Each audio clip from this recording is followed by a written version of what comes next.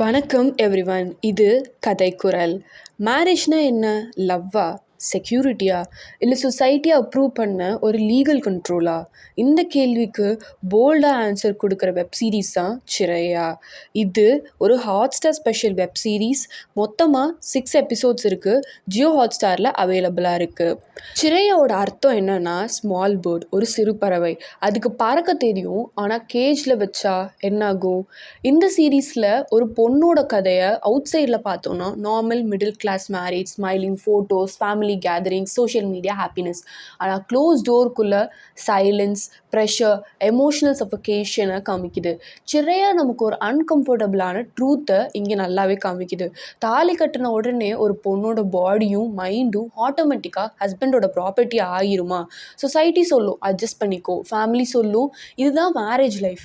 But hard கேட்கும், எனக்கு consent இல்லாமல் இது எப்படி கரெக்டாக இருக்கும்னு.